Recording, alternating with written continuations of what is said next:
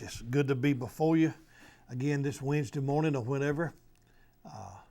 Thank you so much for tuning in, for letting me bring the word to you. And thank you for that you watch.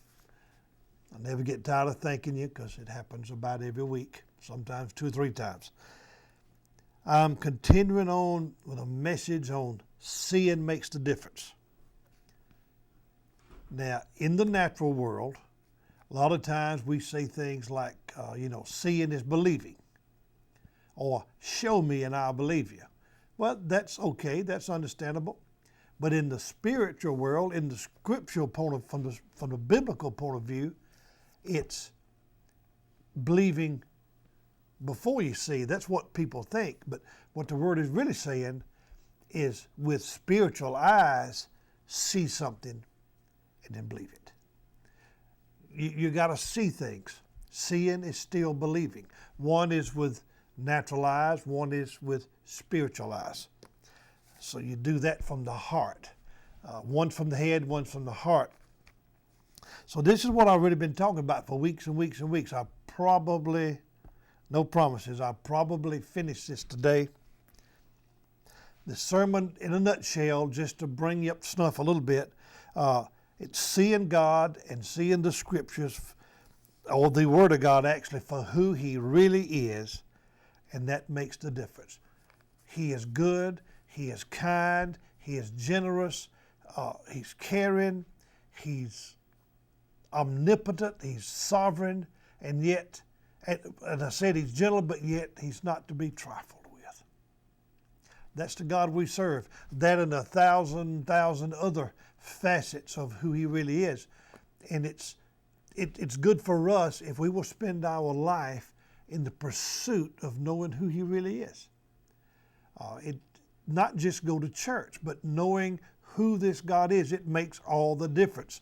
And if we seek Him for who He really is, if we just want to know who He is and love Him, not because we need something from Him, but just for His sake, He will open your eyes. It will be slow. He can't give us much at a time, but it will be a lifelong love relationship where we learn more and more about Him. You're not going to ever learn it all. He's God. But learn what you can. Now here's a quote. I'm going to go right on into something for this week now.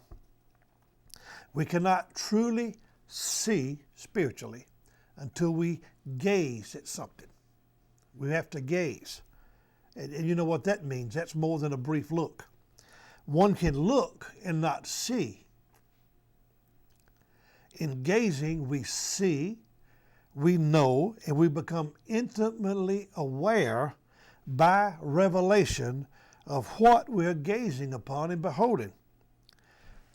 Listen to this part of the quote. Gazing takes time. And that's something that seems to be at a premium in our fast-paced society. Gazing takes time, but it brings us into the light, where we begin to move in revelation from glory to glory. I'm going to say some more about that in a minute. Seeing God face to face, spiritually, okay, but still face to face. All darkness and ignorance will flee as we see Him for who He truly is. End quote. Well, we forgot to unplug the phones today, but just ignore it. We keep right on preaching. All darkness and ignorance will flee as we see God for who He truly is. That's going to make the difference. I can't say it too much, okay? Now, consider worship. True worship. Just consider it for a minute. We have worship services. We have worship songs. But that's only part of it. Worship is a lifestyle. Well, somebody's persistent, but it's still okay. Worship is a lifestyle of following God. We lay our lives down as a reasonable service of worship. It's not a 30-minute or an hour program on Sunday mornings. That's expressing some of our worship together corporately, but worship is walking with God, deferring to Him in everything, surrendering. Now, our worship response is in direct relation to how much we really see who he is. You can't worship a God that you can't understand somewhat and see. Now, 1 John 3:2.